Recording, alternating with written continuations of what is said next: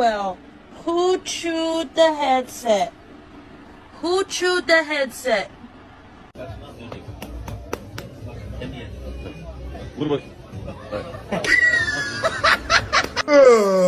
Hey, no, hey, you have your own bed. Remember how nice it is? Don't you want to sleep in that one? Then I will.